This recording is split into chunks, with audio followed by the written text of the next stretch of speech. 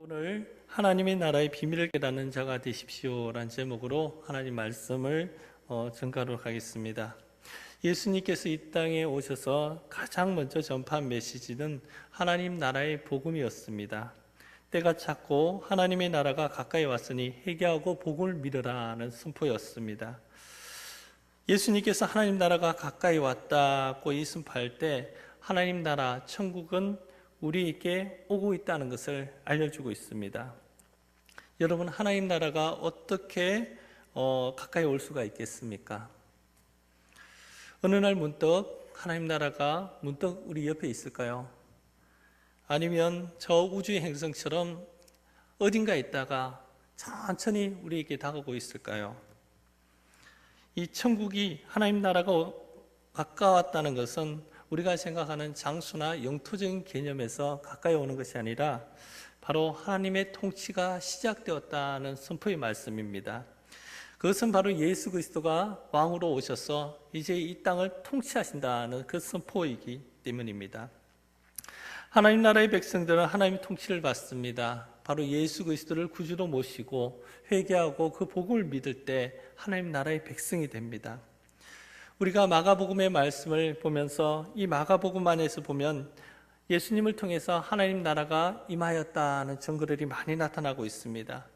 그것은 예수님께서 가시는 곳마다 만난 사람들마다 예수님 만남을 통해서 그 마음속에 정말 기쁨과 즐거움, 바로 천국에서 누릴 수 있는 기쁨과 즐거움을 이 땅에서 누릴 수 있는 그런 모습이 있기 때문입니다. 그래서 예수님 앞에 나오기만 해도, 그 말씀을 듣기만 해도 그 예수님과 함께하는 삶 자체가 이미 천국을 소유한 삶의 모습을 우리가 보게 되었습니다. 오늘 하나님 나라는 오늘 예수 그리스도 안에 있는 저와 여러분에게는 이미 임하여 있습니다. 누가복음 17장 20절과 21절 말씀을 보니까 하나님의 나라는 볼 수 있게 임하는 것이 아니요 또 여기 있다 저기 있다고 못하리니 하나님의 나라는 너희 안에 있느니라고 말씀하고 있습니다. 그렇기 때문에 오늘 이 아침에 옆 사람을 바라보면서 인사했듯이 바로 오늘 우리에게는 그 천국의 기쁨과 즐거움을 이미 누리고 있습니다. 일부 예배에 넣으면 졸리기도 하고 마음의 힘듦도 있고 얼굴에 화장도 완벽하게 하지는 못했지만 그러나 그 안에서 성령께서 이미 우리에게 한꺼풀을 입혀놓으셨기 때문에 좀 뭔가 부족하더라도 이미 하나님께서 우리에게 얼굴에 웃는 얼굴과 그 안에 기쁨과 그 안에서 환한 미소를 주셨다는 것이죠. 그렇지 않습니까? 네, 별로 일부라서 반응이 없습니다. 그래서 천국을 소유한 자의 얼굴은 다른 것이 아니라 예수 그리스도와 함께하는 삶 자체가 바로 천국을 누리고 있는 삶이 되는 것이죠.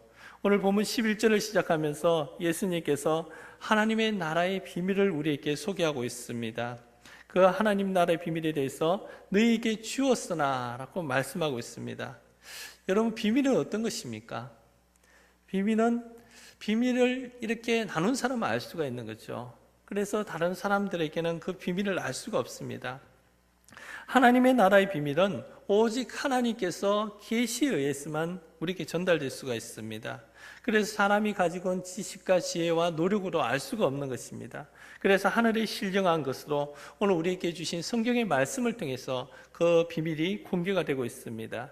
그래서 모든 사람들이 알지 못한다 해서 그것은 비밀로 남아있는 것입니다. 여러분, 예수님 당시 사람들을 한번 생각을 해보십시오. 예수님께서 이 땅에 오셨을 때 예수님에 대한 정체, 예수님이 누구신가에 대해서 잘 알지 못했습니다. 그리고 그 말씀에 대해서 권위가 어디서부터 나온지도 잘 알지 못했습니다. 그리고 예수님께서 행하신 이적도 보긴 보아도 그 모든 것을 사람이 이성적으로 이해할 수가 없는 것들이었습니다. 그래서 말씀의 권위가 있고 행하는 이적의 능력이 있음에 통해서 그 권위와 능력이 어디에서부터 하나님께로부터 나온 것을 알지 못했던 것입니다. 오늘 말씀에 하나님 나라의 비밀을 너희에게 주었으나 라는 것을 말씀하실 때 이미 하나님께서 우리에게 알도록 해주셨는데 깨닫는 자가 그만큼 적었다는 말씀입니다. 자, 그러면 오늘 우리가 이 말씀을 통해서 하나님 나라의 비밀에 대해서 오늘 성경의 말씀, 외인에게는 모든 것을 비유로 하나니라고 되어 있습니다. 자, 그 비밀에 대해서 외인이 있다. 그래서 오늘 이 말씀을 볼 때 우리는 이렇게 한번 보겠습니다. 외인을 외부인으로 보고 그리고 반대적인 의미로 내부인 으로 이렇게 한번 칭해서 한번 보겠습니다. 그래서 하나님 나라의 비밀에 대해서 외부인과 내부인으로 예수님께서 구별해 놓으셨다는 것이죠. 그럼 외인들은 누구입니까? 오늘 12절 말씀을 보면 이는 그들로 보기는 봐도 알지 못하며 듣기는 들어도 깨닫지 못하게 하여 돌이켜 제사함을 얻지 못하게 하려 합니다 하시고, 자, 외인들에 대해서는 바로 예수님에 대해서, 하나님의 나라에 대해서, 예수님의 가르침에 대해서 오늘 보기는 봐도 알지 못하며 듣기는 들어도 깨닫지 못하게 하여 돌이켜 제사함을 얻지 못하게 하였다고 말씀하고 있습니다. 자, 이 말씀은 우리가 바로 이사야 9장 9절에서 6장 9절과 10절의 말씀의 인용인데, 그 말씀에도 보면 이렇게 기록되어 있습니다. 여호와께서 이르시되 가서 이 백성에게 이르기를 너희는 듣기는 들어도 깨닫지 못할 것이요 보기는 보아도 알지 못하리라 하여 이 백성의 마음을 둔하게 하며 그들의 귀가 막히고 그들의 눈이 감기게 하라. 염려하건대 그들의 눈으로 보고 귀로 듣고 마음으로 깨닫고 다시 돌아와 고침을 받을까 하노라 고 기록되어 있습니다. 하나님 나라의 비밀을 비유로 듣지만 그러나 그 결과적으로 비밀에 깨닫지 못하게 함이라고 되어 있습니다. 오늘 이지는 않았지만 예수님께서 앞단락에서 3절 말씀에 씨 뿌리는 자의 비유를 통해서 바로 들으라고 말씀하셨습니다. 모든 사람들에게 들으라고 말씀하셨는데 9절 말씀에 가면 이렇게 기록되어 있습니다. 들을 귀 있는 자는 들으라고 말씀합니다. 말씀을 분명히 듣는데 그 말씀을 듣는 자가 모든 사람에 향해서 되지만 듣는 사람은 들을 귀 있는 자에 제한된다는 말씀을 하고 있는 것이죠. 그래서 들을 수 있는 자만이 이해할 수 있고 깨달을 수 있는 것이 바로 비밀인 것입니다. 그러면 오늘 이 외인들은 어떤 사람이냐면 하나님의 나라의 비밀에 대해서 예수님께서 비유를 들어 말씀하시지만 그러나 그 비밀을 깨닫지 못하는 자들이 바로 외인이 되는 것이죠. 자, 그러면 내부인은 어떤 사람입니까? 반대적으로 우리가 알 수가 있겠죠. 바로 예수님의 비유 말씀을 듣고 그 비밀을 깨달아 알 수 있는 자가 내부인이 됩니다. 그래서 말씀을 들으면 고개를 끄덕이면서 반응하고 믿음으로 또 반응하며 또 마침내 예수님을 따라가는 사람들이 내부인의 모습입니다. 그래 11절 말씀을 우리가 다시 한번 보면 이르시되 하나님 나라의 비밀을 너희에게는 주었으나 외인에게는 모든 것을 비유로 하나니, 외인에게는 감추어져 있지만 그러나 예수 안에 있는 자에게는 이 비밀이 알게 되고 이해가 되도록 해놓으셨다는 것입니다. 그래서 오늘 저와 여러분에게는 이것은 외인에게 주어진 게 아니라 오늘 예수 그리스도 안에 있는 자에게는 모든 것이 오픈되어 있고 이해가 되고 깨달아지도록 되어 있는 거죠. 그래서 예수님은 우리가 이성으로나 어떤 과학적인 증명을 통해서 아는 것이 아니라 바로 하나님의 그 말씀이기 때문에 그대로 믿음으로 받아서 우리가 믿음으로 수납하기 때문에 우리가 예수 그리스도를 믿는다고 고백하는 거죠. 바로 하나님의 은혜 받은 자라는 표현을 할 수가 있을 것입니다. 자, 그러면 오늘 본문 14절부터 20절의 말씀을 보면 바로 씨 뿌린 자가 씨를 뿌린다 할 때 여기서는 말씀을 뿌리는 것이다 하는 것을 통해서 오늘 예수님께서 어떻게 내부인과 외부인을 나누며 그 비밀에 대한 결과가 어떻게 나오는지에 대해서 우리에게 알려주고 있습니다. 자, 먼저 살펴볼 것은 말씀이 길가와 같은 마음밭에 뿌려졌을 때를 알려주고 있습니다. 자, 우리 15절 말씀 같이 한번 읽겠습니다. 시작. 말씀이 길가에 뿌려졌다는 것은 이를 가리킴이니 곧 말씀을 들을 때에 사탄이 즉시 와서 그들에게 뿌려진 말씀을 빼앗는 것이요. 자, 15절 말씀은 우리가 앞단락의 4절 말씀과 연계시켜서 보면 자, 길가에 떨어진 씨는 새들이 와서 먹어버렸고 라고 말씀하고 있죠. 자, 씨를 뿌리는 사람들이 씨를 뿌리지만 그 떨어지는 것은 바로 고랑에만 떨어지는 게 아니라 길가에도 떨어질 수가 있습니다. 자, 길가에 씨를 뿌리면 어떻습니까? 우리 달성공원에 가서 이 동물에게, 우리 비둘기에게 먹이를 주면 어떻게 됩니까? 순식간에 와가지고 그 모든 먹이를 다 이렇게 다 쪼아가지고 다 먹어치우는 거죠. 그 씨가 땅에 싱겨가지고 싹이 나고 뿌리가 내린다. 그리고 열매를 맺는다는 것은 기대할 수가 없는 것이 바로 길가에 뿌려진 씨입니다. 아무런 기대를 할 수가 없는 것이 바로 길가에 뿌려진 씨의 특징인데, 자, 4절에 보니까 새들이 와서 먹어버렸다 하는데 15절에는 그 상징적인 표현으로 누굴 상징하냐면 사탄이 즉시 왔어라고 되어 있습니다. 말씀의 씨를 뿌리는데 그 말씀을 듣는 즉시 사탄이 와서 그 말씀을 빼앗아 버려 이해할 수도 없고 바로 그 말씀을 깨닫지 못하게 하는 것이라는 거죠. 자, 그 말씀을 듣는 사람의 마음이 만약 길가와 같은 마음의 밭이라면 말씀의 씨가 분명히 뿌려져 있지만 그 마음이 이미 굳어져 있기 때문에 그 말씀을 받아들일 수가 없는 것입니다. 그것은 바로 하나님의 아들 예수 그리스도가 이 땅에 왔어도 그 말씀을 듣지 못하고 깨닫지 못한 사람들이 참 많이 있었습니다. 예수님 당시 하나님의 말씀을 잘 연구한 사람, 바로 율법 교사가 있고 또 서기관들이 있습니다. 자, 그리고 종교 지도자들이 있습니다. 분명히 그들 역시도 큰 무리와 함께 예수님께서 전가하시는 하나님 나라의 복음에 대해서 들었습니다. 그리고 듣고 예수님이 가르침도 들었습니다. 그리고 눈앞에서 예수님이 행하시는 기적도 보았습니다. 아, 안식일 날 저렇게 병자가 치유가 될 수 있구나. 예수님이 말씀하시니까 저런 능력이 나타나는구나. 그러면 예수님을 보면서 저 권위와 능력이 어디서 왔을까? 분명히 하나님 말씀을 가리킨다면 하나님께서 저분을 귀하게 쓰시구나. 이렇게 봐야 될 터인데, 그런데 그들은 예수님 말씀을 들으면 들을수록 그 마음이 완악해지고 강팍해지고 마침내는 예수님을 죽이자는 결론을 내리는 사람들이 되었습니다. 왜 그럴까요? 하나님 말씀을 선포했지만 그런 외인의 모습, 바로 예수 그리스도 밖에 있는 모습을 가지고 있기 때문입니다. 그들의 마음이 이미 굳어져 있는 상태에서는 어떤 것도 내릴 수가 없는 거예요. 그래서 여러분, 농부가 농사를 지을 때 바로 밭고랑을 얼마 합니까? 이양기를 가지기 전에 이렇게 노타를 짓다 그러죠. 그 밭을 갖다 부르르게 하기 위해서 이렇게 밭을 이렇게 갈아엎어 버립니다. 그러면 씨를 뿌릴 때 그 씨가 그 부르러운 흙에다가 심겨지면 그 씨가 뿌리가 내리고 마침내 가을 되면 열매를 맺게 되는데, 여러분 도로와 같은 곳에 딱딱한 땅에 씨를 심는다고 생각해 보십시오. 그 씨가 뿌리를 내릴 수가 있겠습니까? 안 되는 거죠. 땅이 단단해져서는 씨가 내려갈 수가 없는 거예요. 그와 같이 우리 마음속에 이미 마음이 닫혀 있고 우리가 말씀을 듣는 것에 우리가 더 이상 기대와 소망이 없다면 어떤 말씀도 그 말씀이 우리 마음속에 판에 심겨질 수가 없는 것 같습니다. 바로 오늘 이 길가의 밭의 특징은 바로 그와 같습니다. 아무리 정말 하나님 말씀이지만 예수님이 말씀을 전가해도 이것은 그 마음문이 닫히면 더 이상 들을 수가 없는 모습이죠. 바로 오늘 예수님께서 말씀하셨듯이 외인에게는 그와 같은 특징, 길가 밭에 떨어진 말씀의 씨가 뿌려진 것처럼 그런 특징이 있다는 것입니다. 자, 두 번째는 말씀이 돌밭과 같은 마음에 뿌려졌을 때입니다. 우리 16절 말씀 한번 같이 읽겠습니다. 시작. 또 이와 같이 돌밭에 뿌려졌다는 것은 이를 가리킴이니 곧 말씀을 들을 때 즉시 기쁨으로 받으나 그 속에 뿌리가 없어 잠깐 견디다가 말씀으로 인하여 환난이나 박해가 일어난 때에는 곧 넘어지는 자요. 자, 5절 말씀을 우리 연결해서 보면 흙이 얇은 돌밭에 떨어진 씨는 깊이 심기지 않는 상태를 얘기합니다. 그래서 그 결과가 어떠냐면 싹은 나오지만 해가 돋은 후에 타서 뿌리가 없으므로 말랐고 라고 하고 있습니다. 제가 지난 여름에 아파트 베란다에서 이렇게 상추 씨를 한번 뿌려봤습니다. 그래서 상추를 한번 심어봐야 되겠다. 그래서 한번 뿌렸는데, 근데 이제 뿌리고 난 다음에 물을 주고 하는데 이 상추가 물을 많이 먹어요.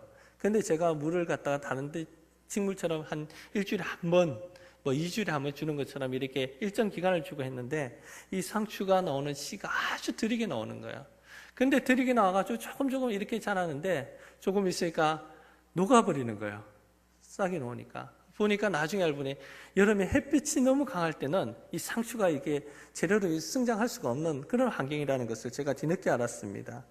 그래서 오늘 우리가 말씀에도 보면 16절 말씀을 보면 말씀의 씨가 돌밭과 같은 마음에 뿌려질 때 그 반응은 즉시 기쁨으로 받는다는 것입니다. 그러나 그 다음에 말씀은 그 속에 뿌리가 없다고 말씀합니다.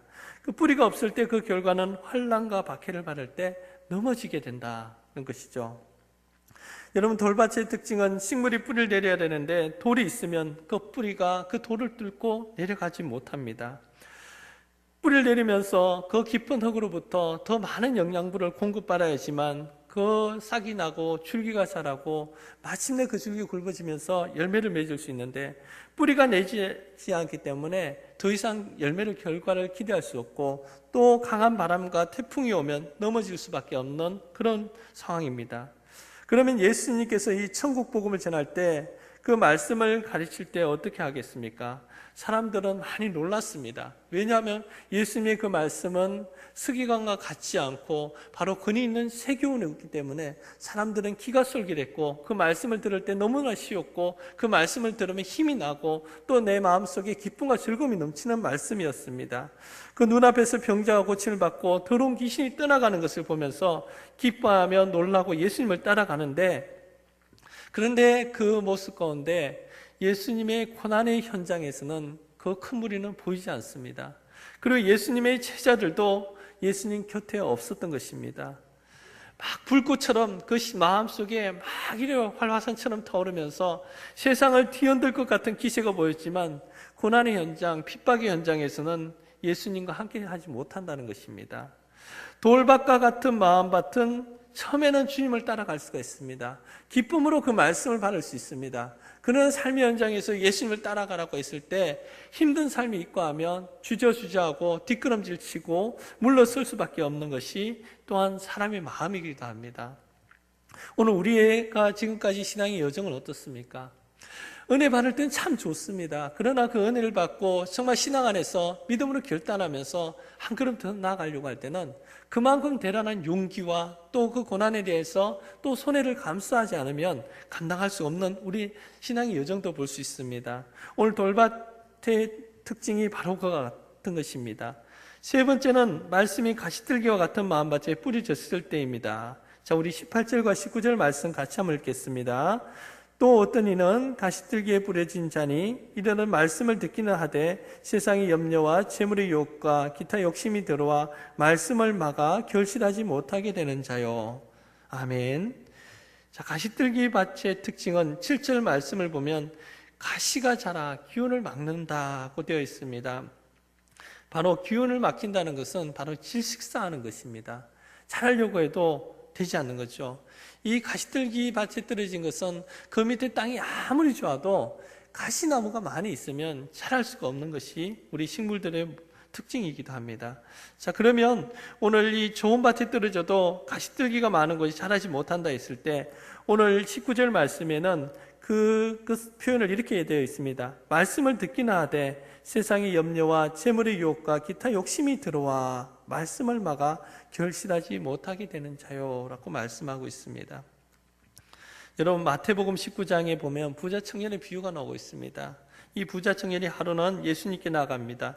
선생님, 내가 무슨 선한 일을 하여야 영생을 얻으리까? 라고 했을 때 예수님께서 하나님의 계명을 지키라 했을 때 그는 모든 걸 다 지켰는데, 바로 자기가 가지고 있는 재물을 예수님께서 그것을 팔아서 가난한 자에게 나눠주라 그 말씀 가운데 그가 재물이 많은 고로 말씀을 듣고 근심하여 갔다고 되어 있습니다. 분명히 예수님을 만났습니다. 예수님 앞에 나와 있고 예수님께 질문도 했습니다. 정말 예수님께서는 분명히 영생에 대해서 분명한 답을 주실 수 있는 유일한 분이셨습니다. 그가 예수님 앞에 나갔지만 그가 율법으로 볼 때는 다 지켰는데, 그런데 단 하나 그 예수님의 그 말씀인 내 재물을 팔아 가난한 자에게 나눠주라 그 말씀 가운데 말씀을 듣고 근심하며 예수님을 따르지 못했다고 되어 있습니다. 무엇입니까? 천국 복음 하나님 나라에 대한 말씀이 눈앞에 선포가 되었습니다. 그렇지만 내가 가지고 있는 부와 명예와 권세와 또 어떤 다른 환경 가운데서 바로 하나님 나라에 대해서 사모는 하지만 그 실제적으로 예수님을 따라가지 못한다는 것입니다. 여러분, 이런 예가 얼마나 많겠습니까? 사도행전 24장 24절에 보니까 이 사도 바울이 로마로 가기 위해서 가이사랴 그 감옥에서 갇히면서 이 벨릭스라는 사람을 만나게 되었습니다. 이 벨릭스가 이 사도 바울을 만나고자 해서 불렀습니다. 불러서 보니까 이 사도 바울이 돈을 주면서 뇌물을 쓸 줄 알았는데 오히려 이 바울이 의와 절제와 장차 오는 심판에 대해서 바로 말씀을 강론하기 시작합니다. 그러면서도 이 벨릭스 총독이 하는 것이 뭐냐면 바울이 돈을 줄까 해서 여러 번 불러보는데 바울은 그때마다 예수 그리스도의 믿는 도를 전했던 것입니다. 분명히 어떻습니까? 정말 하나님께서 주신 영생과 그 나라에 대한 그 정말 기쁨과 즐거움을 지금 바울을 통해서 듣게 되는데 마지막까지 듣지 못하는 거예요. 그것은 베스도 총독도 마찬가지였어요. 아그리파 왕도 마찬가지였어요. 분명히 정말 주님의 그 말씀을 정말 듣고 하나님의 나라의 백성으로서 정말 외인이 아니라 내부인으로서 예수 안에 있는 삶을 살 수 있는 여러분의 기회가 있었지만 그러나 그 말씀을 듣고 반응하지 못했던 것입니다. 그것은 예수님의 제자인 가룟 유다도 예수님을 따라갔지만 그 마음의 십자가의 길보다 바로 세상의 길을 택하고 말았던 것입니다.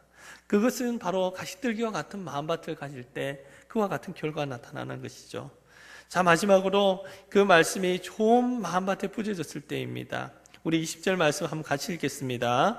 좋은 땅에 뿌려졌다는 것은 그 말씀을 듣고 받아 30배나 60배나 100배의 결실을 하는 자니라. 아멘. 자, 좋은 땅의 특징은 자랄 수가 있는 것입니다. 또 무성한 결실을 맺을 수가 있는데 오늘 이 마가는 30배, 60배, 100배의 결실을 맺는다고 말씀하고 있습니다. 조금 전에 길가와 돌밭과 또 가시들기에서는 그러나 그 모든 것 가운데 말씀의 씨가 뿌렸지만 그러나 마침내 결실을 맺지 못하는 그런 모습이지만 이 좋은 밭만큼은 결실을 맺게 된다는 거죠. 싹도 나고 뿌리를 내리고 바로 또 열매를 맺는다는 거죠. 그래서 사람의 마음밭은 옥토와 같을 때 그 마음문이 열려 있을 때 하나님의 그 말씀이 선포될 때 그 말씀이 들어가게 되고 또 믿음으로 반응하여 뿌리가 내리고 그리고 결실을 맺게 된다는 것을 우리는 알게 됩니다. 지난 금요일 날 울산에 계신 어떤 목사님이 오셔서 금요 기도회를 인도해 주셨는데 정말 그 말씀을 들으면서 참 느끼는 게 정말 우리가 복음의 순수성을 가져야 되겠다는 생각을 하게 되었습니다. 오늘 우리는 너무나 많은 것 가운데 정말 예수님 말씀보다 주변의 환경 가운데 더 많이 관심을 가지고 있습니다. 교회 와도 예배보다는 또 우리 관계 속에서 사람 만나는데 어떤 그런 것 쪽에 우리는 관심이 많을 때가 있습니다. 그런데 그 말씀을 들으면서 정말 병원에 온 자는 다른 곳을 기대하는 것이 아니라 오늘 그 예수님 바라보고 그 말씀을 듣기를 원한다는 것입니다. 어떻게 보면 예수님만 바라보기 위한 거죠. 마이크가 어떠냐, 그리고 음악이 어떠냐, 어떤 오늘 주변의 정리는 어떻게 되었냐, 어때요? 그것도 중요하죠. 예배에 대해서. 그러나 가장 본질인 그 하나님 말씀을 듣기 위해서 간절한 마음을 나갔다는 것을 또 생각하게 해주셨습니다. 그런 가운데서 오늘 우리에게 좋은 밭의 특징이 어떤 것일까요? 주일날 주님 앞에 나올 때 다른 무엇을 생각하는 것이 아니라 오늘도 하나님께서 정말 나에게 주신 말씀 또 은혜를 기대하면서 정말 은혜의 보좌 앞에 담대히 나갈 때 주님께서 때를 따라 돕는 은혜를 주신다고 하셨는데 그 말씀과 기대 가운데 나갈 때 오늘 이 좋은 땅에 뿌려진 씨와 같이 우리 심령도 옥토와 같은 심령이 될 줄 믿습니다. 오늘 말씀을 정리하고자 합니다. 예수님께서 이 땅에 오셔서 가장 처음 선포한 메시지는 하나님의 나라의 복음이었습니다. 천국을 소개하셨습니다. 천국에 관한 복음을 믿어라. 그 전에 회개하라고 말씀을 하셨습니다. 그리고 예수님께서 가신 곳마다 만난 사람들마다 그 자리에서 모든 예수님 만난 사람들은 이 땅에 임한 천국을 경험하게 되었습니다. 오늘 말씀을 통해서 예수님께서 하나님 나라의 비유를 말씀하고 있는데 외인에게는 비밀로 되어 있지만 그러나 예수 그리스도 안에 있는 자에게는 이미 그 비밀을 깨닫게 해주신다고 말씀을 하고 있습니다. 그래서 오늘 들을 게 있는 자, 예수님과 함께하는 자는 이 말씀이 깨달으실 수가 있는데 오늘 그 중에서 예수님께서 4가지 밭을 예를 들면서 말씀하셨습니다. 이 4가지 밭은 사람의 마음밭을 얘기하는데 어떤 사람에게는 길가와 같은 마음밭을 가지고 어떤 사람에게는 돌밭과 같은 마음밭, 어떤 사람에게는 가시들기와 같은 마음밭, 또 어떤 사람은 좋은 땅에 씨가 뿌려질 수 있는 그런 마음밭을 가지고 있다고 하고 있습니다. 오늘 이 말씀을 들으면서 오늘 우리는 지금 이 시간에 어느 밭에 속하여 있는지를 우리는 잘 알고 있습니다. 그러나 오늘 이 마음밭이 오늘 우리는 예수님 가장 원하는 것은 옥토와 같은 마음밭, 하나님의 나라의 비밀이 선포될 때 그 말씀을 깨닫을 수가 있는 마음밭을 가지시길 원하십니다. 이 한 주간 우리가 살아가면서 이 땅에 임한 하나님 나라 그 비밀을 날마다 주님의 말씀을 듣고 깨닫는 자가 되어서 우리를 통해서 이루어지는 하나님 나라, 그 나라 가운데 주인공을 쓰임받는 저와 여러분 다 될 수 있기를 주님의 이름으로 축원합니다.